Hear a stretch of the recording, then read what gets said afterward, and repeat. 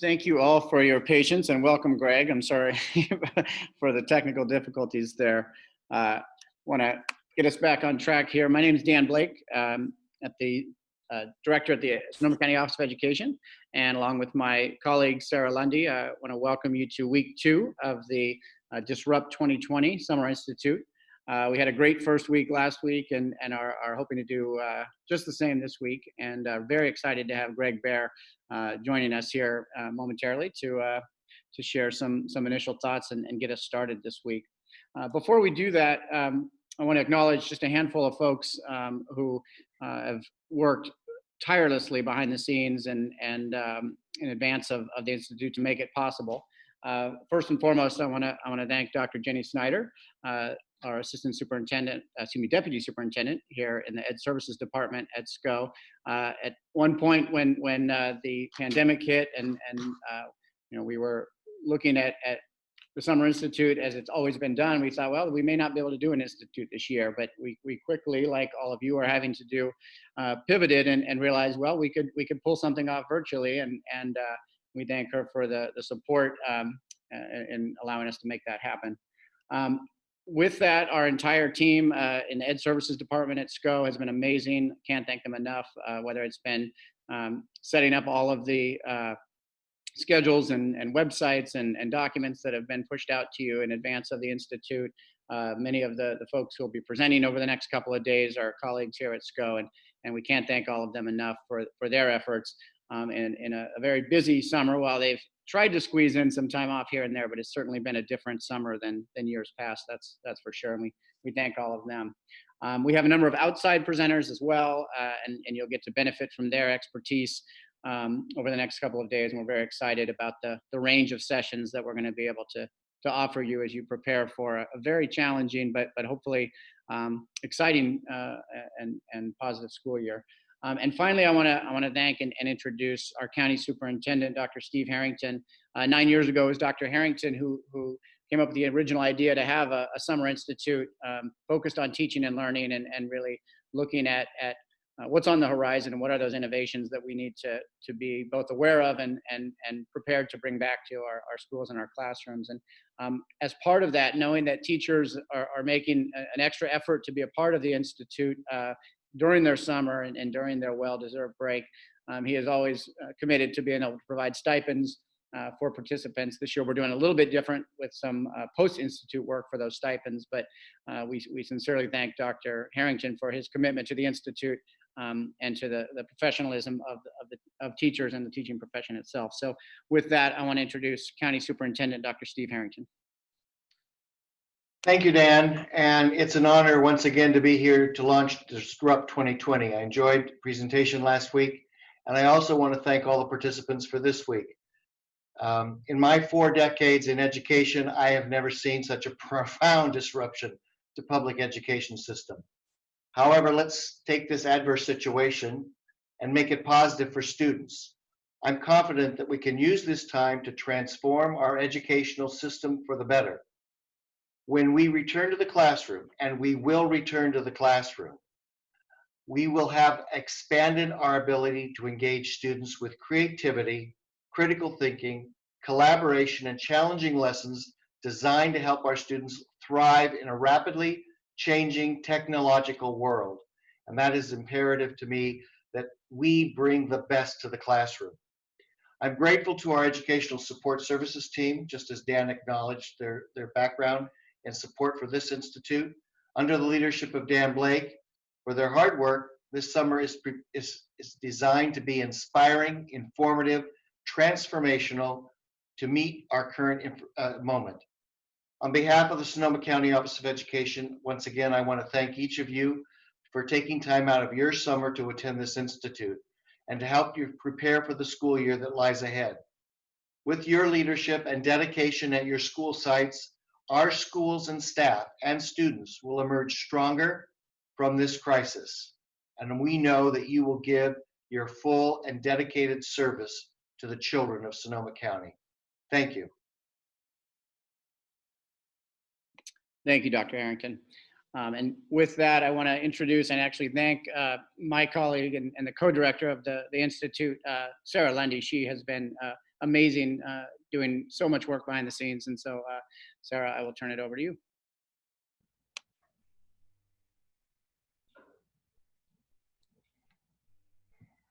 As Dan mentioned, this is the 9th year that we've had the opportunity to host a Summer Institute.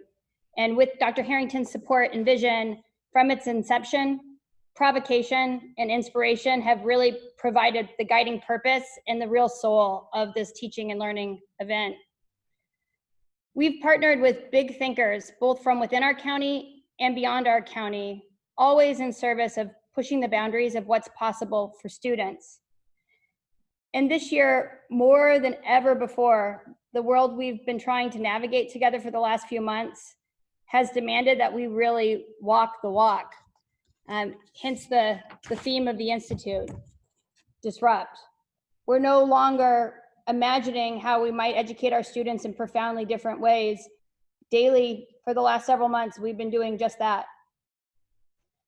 The disruption that we've experienced in every facet of our lives has undeniably created a lot of chaos. And it's exposed parts of our K-12 system that haven't been working all that well for quite some time. And yet that disruption has also galvanized a fresh recognition of the vital role that public education plays right here in Sonoma County and in communities all across our country. And the disruption, we know, has been painful for our students, for our families, for our classroom communities and our schools. But it's also unleashed a radical opportunity and made it our urgent shared need to innovate new ways to offer students the education that they need to meet their future. And each of you joining us this week has already embraced the daunting challenge of reimagining our education system.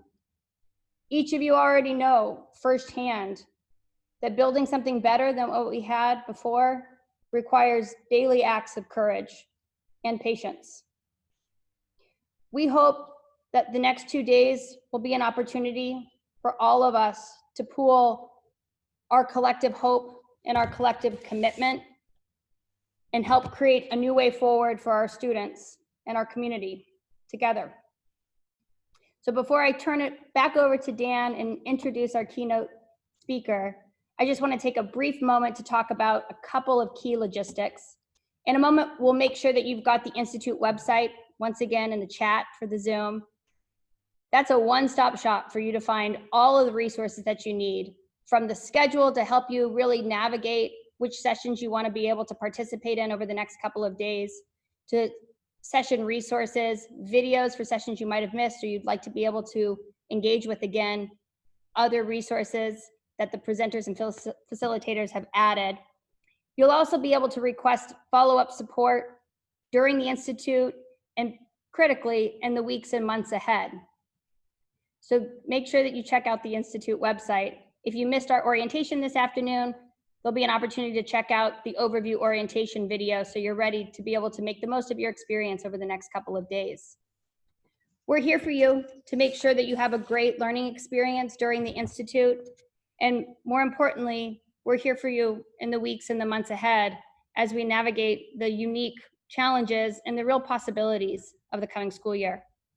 Thank you. I'm going to turn it back to you, Dan, so you can introduce our keynote speaker. Welcome, and thank you for being here, Gregg.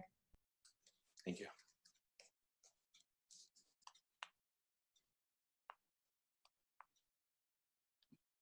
Thanks, Sarah.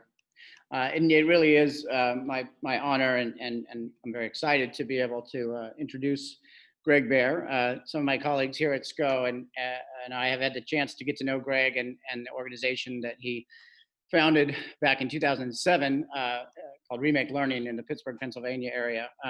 Really admired his work and that network from afar, and have had some opportunities actually to see it up close and personal and really see the commitment that area and that region has made to kids, and it's I think very inspiring and something we can learn from. I think Gregg also is someone who really does know what it means to turn disruption into opportunity, which is why we wanted him to come and share some of his wisdom and learnings from his experience with Remake Learning over the last 13 years. So I'm going to just give a quick little bio of Gregg, if you'll indulge me, and then I'll turn it over to him, and very excited to hear his thoughts this evening. So Gregg Behr is the founder and co-chair of Remake Learning in Pittsburgh, Pennsylvania. And in his 14th year as executive director of the Gregg Foundation, Gregg manages a grant-making portfolio advancing high-quality early childhood education, improved teaching and learning in public schools, and robust out-of-school time support. Nationally, Gregg is a former board chair for both Grantmakers for Education and Grantmakers for Effective Organizations. In 2016, President Obama recognized Gregg as a champion of change. In 2015, he was recognized as one of America's top 30 technologists, transformers, and trailblazers by the Center for Digital Education. And in 2014, Gregg accepted the Tribeca Disruptive Innovation Award on behalf of Pittsburgh's efforts to reimagine education. And Gregg, I really appreciate you taking some time to be here with us and sharing, as I said, some of your learnings with our attendees for the Institute, as well as community members who are joining us here this evening. So with that, I will turn it over to Gregg Behr. Dan, thank you. And Dr. Lundy and Dr. Harrington, I am so grateful to be here with all of you. And ideally, I will affirm so much of what you all are doing so amazingly in Sonoma County. And I feel like I've had such an opportunity to learn, as well as provoke. And I started my day with colleagues of yours in Edinburgh, Scotland, who are leading something called the Creative Bravery Festival. Educators thinking what they can do in this moment to improve educational opportunities for young people. And that's exactly what you're doing in Sonoma County. So if I may, Dan, if I can share my screen, please. You should be able to. Let me see. If not, we'll make sure we can do that in short order. I know you had asked about that. Do you have that option at the bottom? I do, and it's saying that it is disabled. There you go. Okay, great. Fantastic. Thank you all. So let's get this started. So first of all, hello again. And last week, you all were joined by my good friend, Ted Dintersmith, and I had a chance to listen in and was so grateful for that opportunity. As Dan said, I'm Gregg, and I'm joining you from Pittsburgh, Pennsylvania, which is located here in Allegheny County in southwestern Pennsylvania. If you can believe it, in our county alone, there are 43 school districts.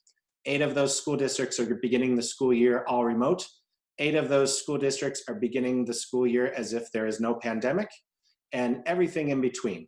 And so what a microcosm of America we have right here in Allegheny County. But I've not always been here. 20 years ago, I lived just to your east in St. Helena, California. But it's been 20 years that I've been back here in Pittsburgh, Pennsylvania. And what I want to do today is tell a story of lessons learned from my role as executive director of the Gregg Foundation, which is a private charitable foundation focused on improving the lives of children and youth in our region, particularly as we think about education and learning. And then talk about the work of Remake Learning. And when I do so, I want to talk also about our efforts to think ahead to a post-pandemic future and what that might mean for us all. During the course of my comments today, I hope you'll take notes, because now and again, I'm going to pause the slide presentation. And while we're in a webinar format, I'm hopeful that you will take advantage of the chat function, because I would love to see some of your responses. And in fact, I'm going to do that in just a moment. A couple notes. So one, as I talk about educators, yes, I'm certainly talking about those who are in the classroom, pre-K through grade 12. But I'm also talking about early childhood educators and the youth workers and the librarians and others who are present as caring adults in kids' lives. And so I hope when you hear me say educators, you also hear me speak about that whole range of educators in our education workforce. And also, so critical that we put learners right in the core of our hearts as we think about this work and what's ahead in the weeks to come, but also in the years to come, and how we best support these young people and their futures. And also, just as I've been learning from your colleagues in Sonoma County for years now, we're learning from each other in so many different ways. And so in the course of the brief remarks I want to make today, You'll see me refer to colleagues from IDEO, right there in Northern California, and some of their work, from colleagues at Knowledge Works, an organization based in Cincinnati, Ohio, and again, more Northern California colleagues from the K-12 lab at the design school at Stanford University. And in fact, that's where I want to start. I had a chance to participate in a meeting recently with our colleagues at the K-12 lab in Stanford. And they started the session with something very simple, and that is to take us all to the year 2040, as you can see there under the breaking news. And they asked this question. In the year 2040, we're hopeful that there are headlines that read, every single school across the country is now equipped with, and then we each have to fill in this blank. So this is a moment when I'm going to pause the screen sharing, and I'm hopeful you'll take advantage of the chat function. I'm going to try and follow, and I'm going to give you just 30 seconds to reply. And as I do so, I'm going to play not Jeopardy, but the Pittsburgh native Suns music.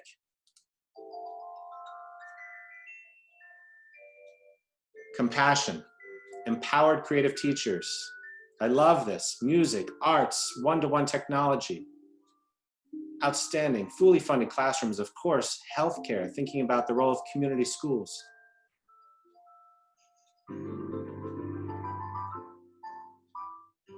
Hands-on learning, equitable systems, empathy.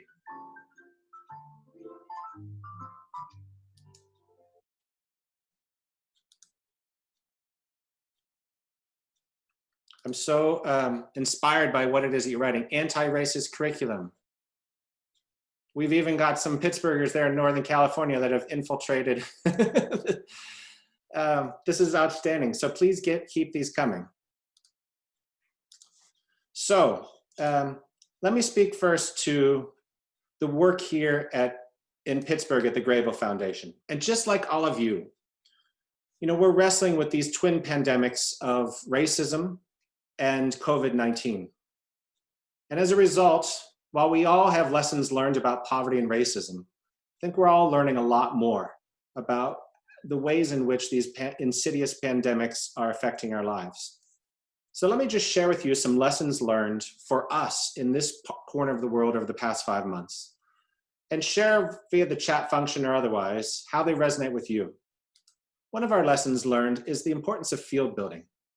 Cities and communities across this country probably don't do enough of the unsexy work of investing in organizations like you see here, from which we benefit here in Southwestern Pennsylvania. Organizations that are broadly supporting mentoring and the 25,000 adult mentors that are in one-to-one relationships, or the Arts Education Collaborative, supporting schools in the investment in arts in our region, or organizations like APOS, the Allegheny Partner for Out of School Time. The important role of these organizations that are building a field of learning and support learners from the students themselves to the educators and professionals in our classrooms and other learning spaces. And over these past few months, while we've had remarkable relationships, both what we call our Allegheny Intermediate Unit, that would be our equivalent to the Sonoma County office, as well as our Pennsylvania Department of Education, these relationships have blossomed. And in fact, it's relationships with field building organizations and educational intermediary organizations like this that have helped us to navigate these past 5 months. Thinking first in the March, April, May time period about how we were equipping young people with devices, how then we were equipping them with a connectivity, how then we were providing remote support to the educators themselves. We turned quickly to matters of summer learning and the ways that we would support our learners during the course of the summer. And right now with the reopening of schools. So what are our priorities in this region? Well, you can see here, we continue to invest in student devices and the professional learning to support educators in remote settings, but also the programs and the capacity building and the evaluation that we need to all do differently as we think about what's ahead. Another obvious lesson learned, and one we knew well, is that you all rock. Teachers rock. During that time period between March and May, more than 10,000 educators here in Southwestern Pennsylvania availed themselves of remote learning opportunities to improve their own remote instructional practice. There is no other profession other than yours that is as dedicated to improving its practice. And that was evident during those 3 months, and in particular during these 2 weeks in May, when 50 educators themselves, who had been wrestling with the challenges of remote instruction overnight, shared with peers such that 3,600 teachers over a 2-week period engaged in lessons learned with peers about their own remote instructional practices. Another obvious lesson learned: leadership. You all know this well. You can have all the building blocks of any organization, of any school, of any county office, of any state department of education. But leadership can tear that all apart or build it all up. Shortly after the pandemic struck, we turned quickly to the work that we needed to do for this school year about to begin, and provided administrators, superintendents, principals, and others with an 11-part series in operational planning. And quickly after the killing of George Floyd, worked with the School of Education at the University of Pittsburgh to offer a 3-part series in justice learning as we navigate these twin pandemics. Another obvious lesson learned that we all know well is that it really does take a village to raise a child. And here in southwestern Pennsylvania, partners came together, the city, the county, the Allegheny Partnership for Out of School Time, the United Way, and others, to figure out ways that we were going to support learners during our summer. And similarly, how we were going to support parents, families, and caregivers to find the early learning programs, to find the after-school programs, to find the summer programs to support the kids in their care. We saw efforts like those of the Education Partnership and the Children's Museum of Pittsburgh working with Reading is Fundamental to build more than 3,500 boxes of joy, as we called them. Boxes that were filled with sprinklers and books and crayons and Play-Doh and other manipulatives that we were able to distribute to families in need all across Allegheny County. Another obvious lesson learned: parents are simultaneously exhausted and they expect more. This wasn't a surprise. Parents were absolutely exhausted, and ideally they built some new appreciation for the things that you do every single day. And it's also true that because of their experiences, parents are differently connected to education, and something about which we need to be mindful. Nationally, Learning Heroes has conducted surveying with thousands of parents all across this country. And you can see that 2/3 of parents and families feel more connected to their education. And more so, nearly 3/4 of parents expect to be differently engaged this coming school year by and with their schools. That presents another remarkable challenge to each of us.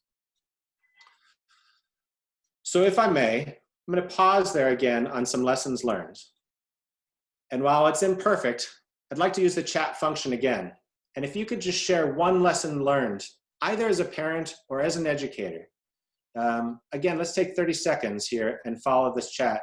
And let's turn back to one of my favorite Pittsburghers, Fred Rogers, again. It's a beautiful day in this neighborhood, a beautiful day for a neighbor. Would you be mine? Could you be mine? It's a neighborly day in this beauty wood, a neighborly day for a beauty. Would you be mine? Could you be mine? I have always wanted to have a neighbor just like you. I've always wanted to live in a neighborhood. Once again, I'm so grateful to you all. Flexibility, giving each other grace, having patience. That distance learning is working for some and not for others. Perhaps some of you have seen just in the past few days, Opportunity Insights has released data about math instruction among our students in our country. And we've seen in the March to May time period that high-income young students improved their math instruction by 45%, whereas low-income students dropped by 36%. This pandemic has taken the achievement gap and just deeply widened it. These are remarkable responses from all of you.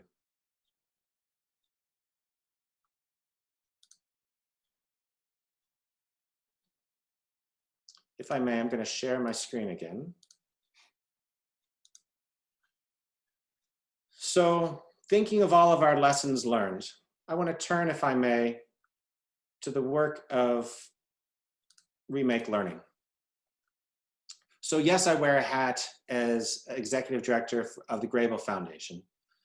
And it's also the case that 15 years ago, we began to create a learning ecosystem here in Southwestern Pennsylvania that we fondly refer to as Remake Learning. There's no accident that I'm playing the music for Fred Rogers. Those of you who know Fred Rogers, a pioneer of children's television in this country, may know that he hails from Pittsburgh. And when we think about Fred Rogers, we think about someone who's deeply steeped in whole child development theory and practice. But we have to think about Fred Rogers totally differently. As someone who was a remarkable disruptor, who took the newfangled technology of his day, television, and said, how can I make what's attractive to young people good? Well, all of the educators and the technologists and the designers and the artists who are taking advantage of what's attractive to young people and mindful of whole child development theory and practice, they're modern day Fred Rogers.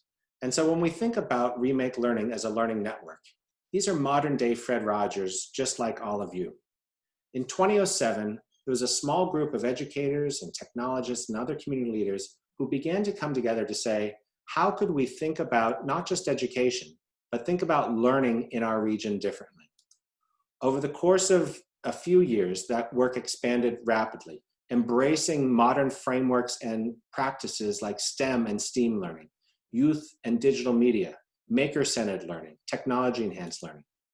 It's a network that over the years grew and grew and grew, and that by the 10-year mark involved more than 600 schools, museums, libraries, early learning centers, after-school programs, and other sites of learning, collectively thinking about what constitutes relevant, engaging, and equitable learning, especially for our young people who are navigating rapid social and technological change, all of which has been remarkably amplified during these past 5 months. What is it that Remake Learning has accomplished? Year in, year out, thousands of educators are tending to their own professional learning, improving their practice and their craft in the places where they teach. More than 100,000 families have participated in activities we call Remake Learning Days, to which I'll speak in a moment. Hundreds of learning spaces, classrooms, school libraries, STEM and STEAM labs, community spaces have been totally redesigned. And teachers and educators have been at the heart of this from the very beginning. This is a map here of Southwestern Pennsylvania. This is Allegheny County. Pittsburgh is situated at the confluence of the 3 rivers there. And you can see here dozens of peer-led professional learning organizations that are part of Remake Learning, whereby educators are tending to their own craft.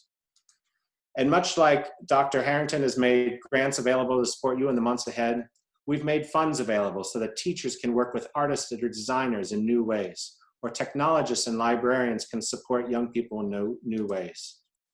We've built regional working collaboratives. So as we think about computer science education in our region and computational thinking, or we think about the future of work or maker-centered learning and other things that are familiar to you, how do we work together as a region to support our young people and the adults and caring educators in their lives so that we advance smartly in this work?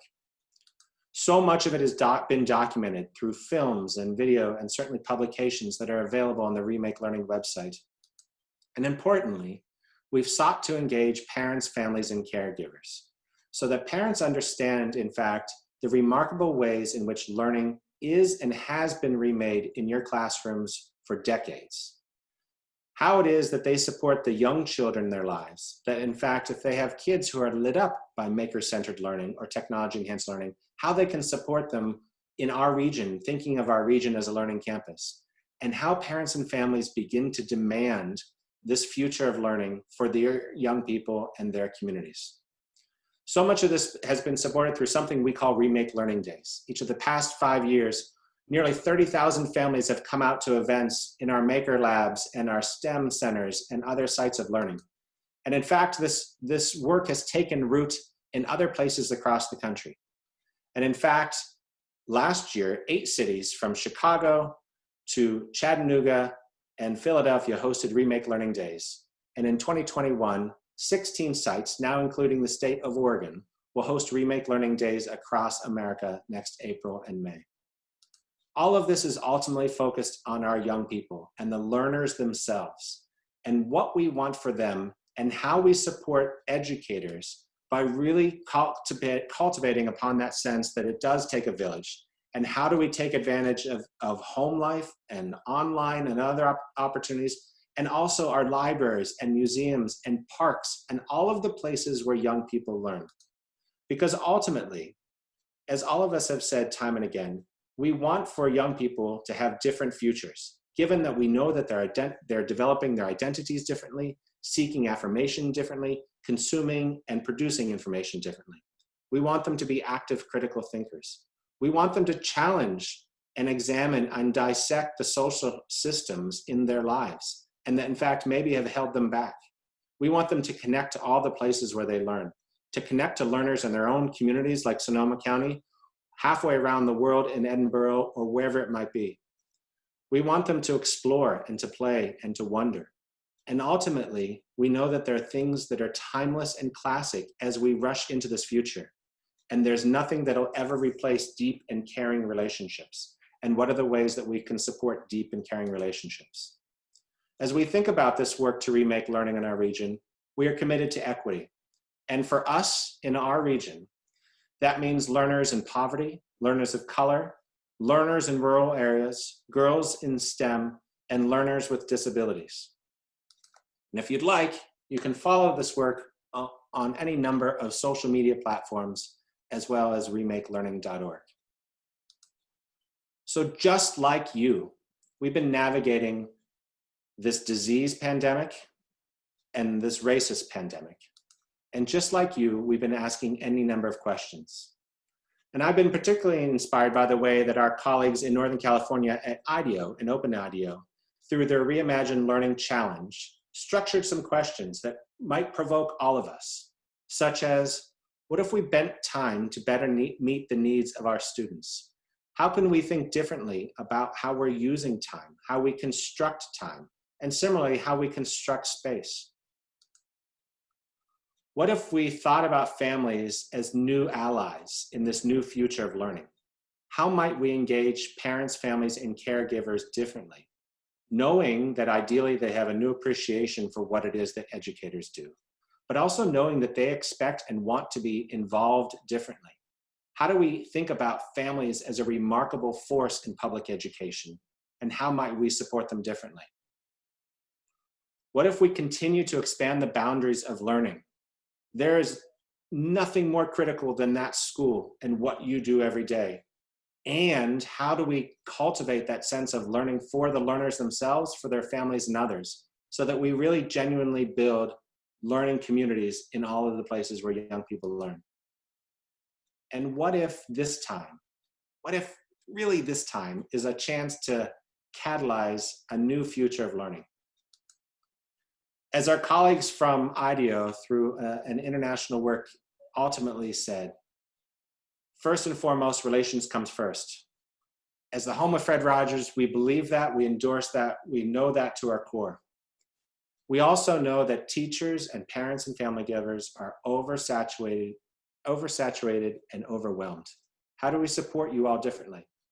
We certainly know that our incomes and inequities have been absolutely exacerbated. We know that what's worked today may not work tomorrow, and that in fact systems change isn't guaranteed, and we need to do the work to think differently about our systems if we're going to support young people differently in the future.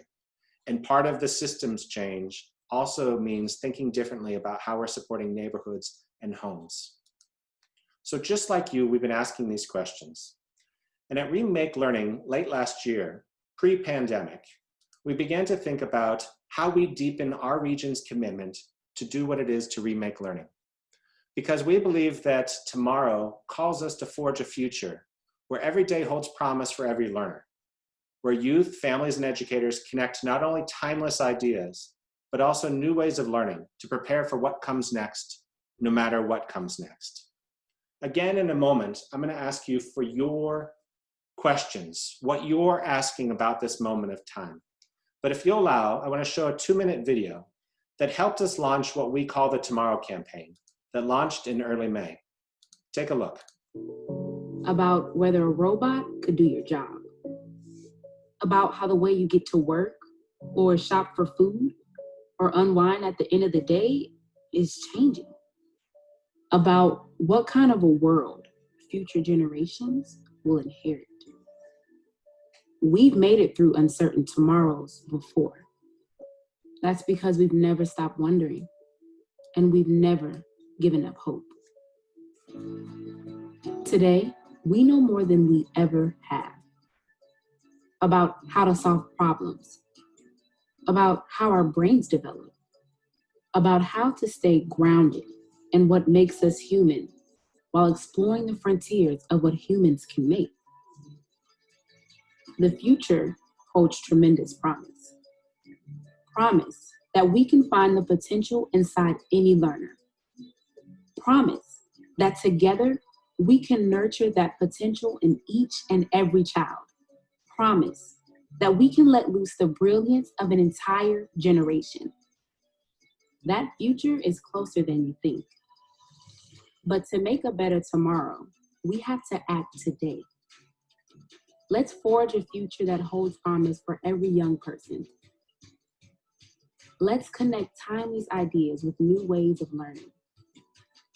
Let's prepare for what comes next, no matter what tomorrow brings. Learn more at remakelearning.org/tomorrow. So here's a third moment. And again, I wish I could interact with all of you, but let's turn to the chat function if you might. What's your question as you think about those promises to our young learners and our older learners and you as educators and what it is that we want to achieve on everyone's behalf? So if I may, I'm going to try and follow the Zoom chat function again, but tell us, what's your question?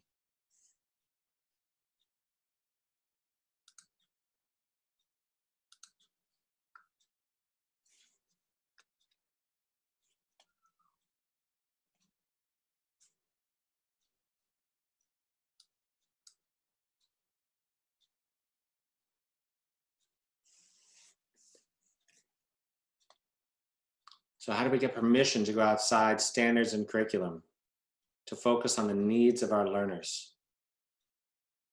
How can I provide hands-on materials and lessons for students in poverty to make up for the inequities? How can I get all family what they need, especially adults when they need to work full-time? The pull of the traditional is so strong. How do we break that lure? How do we engage learners when they don't have a person to support them? How do we make the educational system work for 2020, not the 1850s? So just like you, we've been asking all of these questions and others. I want to share with you something. How do we come to this moment with a truly fresh orientation? So I'm going to take that question and share again. So at Remake Learning, we found ourselves asking these questions, certainly as these pandemics challenged us. And we turned to our colleagues at KnowledgeWorks in Cincinnati, Ohio. If you're not familiar with KnowledgeWorks, it's an organization of educational allies that work with states like South Carolina or North Dakota on matters of personalized learning. They also have a team of futurists that are forecasting not the future, but surfacing for all of us scenarios about the future of learning and point to signals in our current lives that suggest where those futures might take us. They're attentive to student support systems and what it means to invest in whole child delivery models, what it takes to ensure students' personalized plans, how we think about integrating social and emotional learning into academic instructions in ways that are practical and doable. They're attentive to evidence of learning and how we think about capturing the knowledge, skills, and dispositions that young people are developing, and how we think about portfolios and mastery and other ways of capturing what it is that young people are learning. They've conducted, as I mentioned, these futures of learning efforts, and in fact have produced 5 different forecasts over the past decade. And as they point out, there are many plausible futures based on our circumstances. And ideally, there are some preferred futures to which we might get. And as our colleagues at KnowledgeWorks note, there's inbound change, things that are happening to us, like this pandemic and other challenges. And then there's the outbound change that we're able to create. And so at Remake Learning, we partnered with KnowledgeWorks, as well as the Pennsylvania Department of Education and the West Virginia Department of Education. Pittsburgh is situated at the corner close to these two states. And we began to ask some very pointed questions about not only this year's school reopening, but the coming years and what the future of learning might look like. And we framed it in three ways. One, that we are committed to justice. And this is how we identified and defined justice. Committed to helping every learner, family, and community flourish, and to make learning equitable by renegotiating power imbalances, dismantling barriers. A second frame for us was relationships.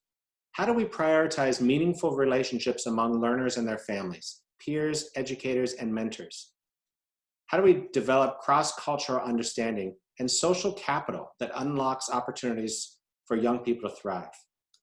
And a third frame was methods, and how it is that we ignite engaging and relevant learning practices for our young people. In a moment, I'm going to turn one last time to the chat function about your idea for this moment, given the questions that you just so clearly articulated. But I want to share with you very personally, as Remake Learning, together with 60 superintendents, CEOs of libraries, museums, and officials from our Pennsylvania Department of Education and West Virginia Departments of Education, wrestled with the future of learning in the context of justice, methods, and relationships. These were some questions that I brought into this. And you'll forgive me because these are more words than you'd ever want on any slide. But one question for me was, what if we swapped our focus for education for our focus on learning? True, no doubt, schools are absolutely important, but education has become synonymous with schooling. Whereas there's an opportunity to think more broadly about systems of learning and how we support learners not only in schools, but museums and libraries and early learning centers and creative industries and internships. And what if our departments of education were instead departments of learning? And how might we rethink budgets? How might we rethink regulations? How might we rethink all sorts of things? And this isn't such a crazy idea. It wasn't so long ago that our departments of human services were departments of welfare with a much different orientation. What if our departments of education were today departments of learning? Another question, what if we truly leverage the learning sciences, not merely to do things better, but to do better things? I'm so intrigued by our colleagues in Finland. You know, whether or not one turns to international rankings as a particular marker, there can be no doubt that our colleagues in Finland achieved something remarkable in public education. And as they got to the top of the heap, at least according to some international rankings, they began to tear apart their public education system. They had the courage to have gotten to the top and not coasted, but said, you know what, this isn't enough. Our kids are developing their identities differently. They're seeking affirmation differently. They are entering a totally different world. We need to rethink the ways that we support young people and cultivate their curiosity, cultivate their wonder, and really support phenomenon-based learning. And the third question, what if we generally thought beyond the brick and mortar schools to spark learning in all of the places where young people live? And how we could bring more trailblazers from our robotics labs, from performance studios, from creative industries into clusters where educators and parents and others are allies in supporting our learners. Next week, Remake Learning and KnowledgeWorks will produce our publication reflecting all of this work. And I'll give you just one example of one very concrete recommendation that we have. And that is, in the years ahead, once we navigate our near-term circumstances and state budgets, what if every school had a full-time director of relationships? Someone who is thinking about and attending to the social capital that every single student has in that building, and who they know, and how they know that person, and how they can turn to them for support. and how a director of relationships who's attending to the very human aspect of learners could support them differently. Again, 10 years ago, there weren't directors of instructional innovation as we find in school districts now. We can imagine human capital differently. So this is a moment, if I may, to turn back to the screen to say, what's your idea? What's your big idea for disrupting education in constructive and positive ways? What is it that you would want to see in public education in our times ahead? And once again, I'll try and follow the chat as best I function, but I also know this is being captured.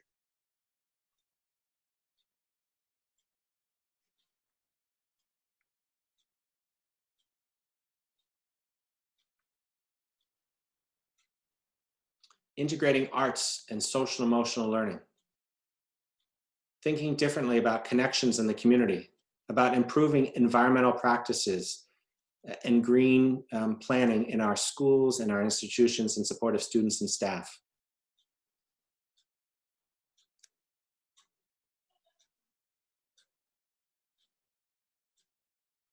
Time to explore nature.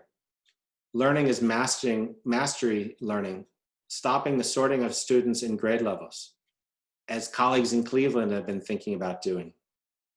Music for all children, following the child, focus on student engagement, where learning is fun and we're developing the whole child. Creating small, more personalized learning communities. As I'm hearing you write these and I'm thinking about what you're saying, the thing that is so affirming to me is that this is where my day began, with colleagues of ours in Scotland asking and raising these very questions that you're all asking about yourselves, about your schools, about your county, and about the state departments of education and departments of learning that we're trying to create for our young people. If I may, before we turn to conversation, I want to turn to one last section, if I may.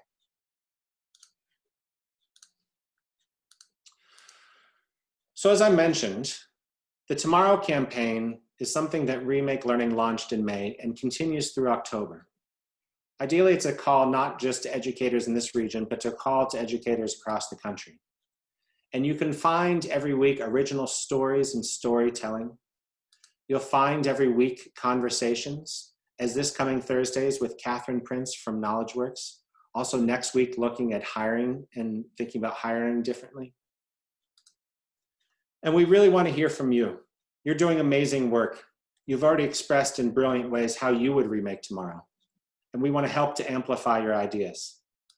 And I'm hopeful that you might find reason to turn to remakelearning.org/tomorrow. Because as Pittsburgh's hero, Fred Rogers, said, often when you're at the end of something, you're at the beginning of something else. And like our colleagues in Sonoma County, we believe deeply here in the Pittsburgh region that we're at the beginning of something else. So thank you for this opportunity. And Dan, I'm open to any conversation. You can put me right on the hot seat.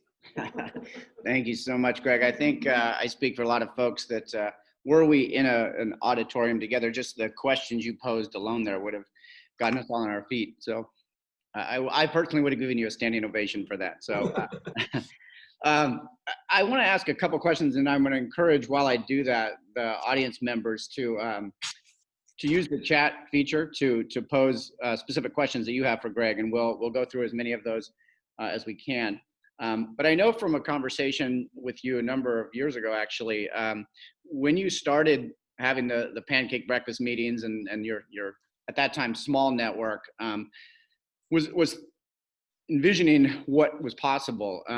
You had a very simple sort of question. It was sort of, how can we make Pittsburgh the best place to be a kid or to raise kids or that type of a thing? And I wonder if you can speak to how having such a both aspirational yet simple statement to sort of focus on how that galvanized your network and brought people to the table. Yeah, so we like to think that we're aspiring that this corner of planet Earth be one of the best places on planet Earth to be a kid and made easier to raise a kid, right? We like to think of Pittsburgh as Kidsburg. And at the confluence of the three rivers of the Allegheny, Monongahela, and Ohio is a tribute to children. It's a memorial to Fred Rogers. It's this constant reminder to us. And so when you put forward an aspiration like that, I think one of the really critical things is to listen and to say, how can we be most helpful to you? And by the you, I mean, how can we be most helpful to teachers? How can we be most helpful to librarians? How can we be most helpful to museum exhibit directors? How can we be most helpful to parents and families? And so this work, Dan, really started by listening and saying, how can we be most helpful? And the things that we began to hear made clear for us back in 2006 that in fact that something seismic was happening in kids' lives. And it seems naive in 2020 to say that, but at the time, we didn't appreciate what we were learning from the learning sciences itself and what we were learning about learning. And that in fact, because of technological and societal changes, in fact, kids were developing identities differently, seeking affirmation differently. And in fact, the brain scientists have subsequently shown us the brain images to show us that young people's brains are actually developing differently. Well, if all of that is true, all of us need to think very differently about supporting young people's futures. And what we discovered is that it wasn't just the folks who were obviously invested, the educators, the youth workers, the librarians and others, but it was also designers and artists and technologists and others who, as caring parents, as caring citizens, said, how can we help young people? And so our question was, what if we start to bring all of these people together? What might that look like? What might it translate into? And 15 years later, many thousands of educators, professionals, and allies who are thinking very differently about what it means to remake learning in maker-centered learning, technology-enhanced learning, and the like. I know you all are so strong in maker-centered learning, and we've learned a lot from Sonoma County. In this region, we have nearly 300 maker spaces now in our schools, in our community centers, in our libraries. There are 20 professional development and professional learning programs for educators around maker-centered learning. All of that work has translated into very tangible things that is allowing educators the space and the grace to think differently about instruction. And more importantly, has started to build support for people to make courageous decisions. You know, whether it's providing cover to a school board or a superintendent or building demand on the part of teachers, all of it's changing a mindset and a culture in this region about what should constitute public education and what should constitute public learning. And at that core is the aspiration focused on the kid. What is it that what would it take to make this place one of the best places on planet Earth to be a kid? You know, and that I appreciate that student-centered focus, and I think that's really why you've been as successful as you have. And when I think of your success, I really look at your region and your network has truly been able to break down silos. And I can say that from visiting and being there and knowing that folks in your higher ed, you know, at Carnegie Mellon or places like that actually are in conversation with and very aware of the work that's happening at the Children's Museum of Pittsburgh or at a storefront after school care, you know, program. So how would you, and maybe some advice you have, or what do you think was the secret sauce that allowed your network to really form in the way that it has? We have our own collective impact network here called Cradle to Career Sonoma County, and we've made strides, but I really see yours as sort of a shining example of what a true network in support of youth and kids is. And I wonder if you have any advice or thoughts on why you've had the success you've had. So there are many answers to that. I'll give just 4 brief ones. So language is really important. We don't talk about reimagining education. We don't talk about blowing up or transforming education. We talk about remaking it. And that word remake is so important because it's a reflection that there are some things that are timeless and classic, and yet we need to remake learning for these times. And then obviously the choice of the word learning versus education. But it's also the case that in the context of remake learning, we have never said, and now everyone shall do STEM, or now everyone shall do maker-centered learning, or now we shall all do this, right? just as the way that you and I have interests. I make wine, maybe you take care of bees, I don't know, right? Schools and organizations also have interests. So our thinking has always been, if a school has a STEM orientation or another school has a social justice orientation, start with that orientation and that interest, and then bring them into the umbrella of Remake Learning, where they start to bump up against so many other colleagues. So language is important. 2, relationships, right? There is no replacing human interaction. And as imperfect as this is, right, through virtual means, the constant community organizing, community mobilizing work of building relationships, because it's those relationships that allow for trust, that then give people opportunity or grace or permission to experiment and try new things. And a first grade teacher knowing a technologist to say, how could I think about digital math blocks in a totally new way, right? So the relationships. 3, money, right? Money matters. The financing of our schools and our school systems matter, but also matters to have small pots of money, as I know you're doing brilliantly in Sonoma County, to give people a little bit of funds to try something new, and what that means to educators. And lastly, the importance of documentation and communications, right? Ultimately, this is just as you've done through a decade's worth of Disrupt conferences. It's a narrative, it's a mindset, it's a communications way of conveying more broadly than just a closed set of public educators and administrators, what's happening, why it's happening, how it needs to happen, and what's next, right? That there's no replacing the importance of communications, which I'll acknowledge is something I didn't fully appreciate early on. Yeah. Shifting gears a little bit, I know you've talked about this, and I've actually seen you recently post about this on some social media, but part of the work that you've had to do, and that I think all regions need to do, is really confront some of those underlying issues of race and inequity that are prevalent, persistent, and that we have not made nearly the ground or the traction or the steps that we need to make. I wonder if you can speak to that a little bit about how to broach those conversations and what this moment that we're in right now means for that conversation. Well, let me just acknowledge that we have a lot of work to do. And I'll acknowledge that I, as a white male, have a lot of work to do, even hoping I've made some progress in my commitment to this. So partly, I think, so there are, again, many answers to this work. One, it's not enough to say that we're committed to diversity, equity, access, and inclusion, right? It's really critical to name that. And you heard the pillars by which we've tried to name our commitment to equity in this region.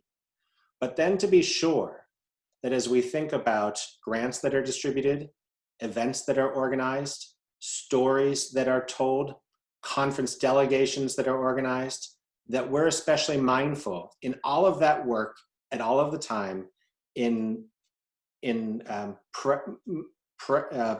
putting preferences toward those equity pillars. And then 3 is stepping back, right? There are organizations and people and efforts in our region, like the University of Pittsburgh School of Education's Justice Collaborative, or the State of Black Learning, and other organizations that are in our region that are doing extraordinary work. And part of the, I think part of our work is stepping back or leading from behind and making sure that these voices, that these ideas, that the great work that they're doing is elevated and known and amplified. Thank you. I wonder if you can speak at all, and again, I'll encourage folks in the audience, if you do have specific questions, we do have some time, but I've got plenty more, so I'll keep firing away until I see any in the chat there. You know, I know that I'm not sure how many people on our Zoom here have visited Pittsburgh, at least in the last decade or so. But having had the opportunity to do that, I was amazingly impressed with the city, and it's really thriving. And I think that the perceptions that I know I had, and that maybe many people have of Pittsburgh and the region, could be very different prior to visiting. So I say this in a roundabout way to say, Pittsburgh as a city and your county as a whole really went through a disruption the steel industry and with many things in the past. I wonder if you can speak to what that disruption did for the city of Pittsburgh, and are there parallels to what this current disruption could potentially do for the state of learning? It's a tough question, and I feel like I'm on a debate stage. I'm gonna take your question and turn it, Okay. because it's interesting when I think about Pittsburgh, and I've heard a number of people say, in many ways, it's a 40-year overnight success story, right?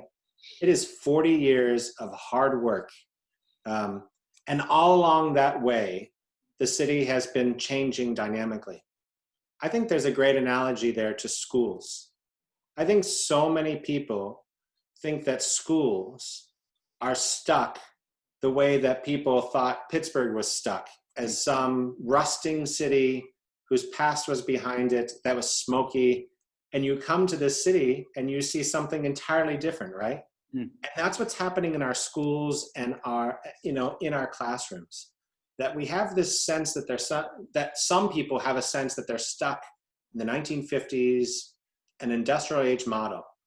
Whereas the reality is teachers have been producing Teslas year in, year out for decades, right? So in my mind, as we think about this time and the time ahead, it's to trust our educators, right? That they have been remarkable educators and they have been showing how it's possible.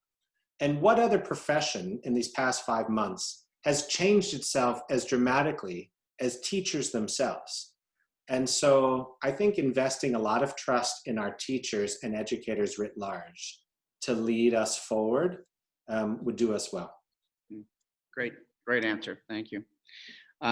So, I think we're getting sort of close to our end time here. And I know you've referenced a few times that Pittsburgh being the home of Fred Rogers. And I wonder if there's, channeling sort of your best inner Fred Rogers, what advice would you give the folks, primarily the folks that are going to be with us the next couple of days, the educators who are investing their time in getting ready for a school year that is unlike any we've ever seen. So what sort of final words of wisdom might you have for those folks especially? Well, I wouldn't pretend to channel Fred Rogers, but I'm fairly certain that he would encourage us all to put kids first and to really listen to them, right? Kids are going to come back to school, whether it's remote or in person, in very different places. And some of them flourished, surprisingly so, during this time. Maybe they flourished with remote learning. Maybe they flourished in a home setting that was re-engaged in a way that it hasn't. And then there are a lot of kids who have been suffering mightily and have new trauma, new stress. And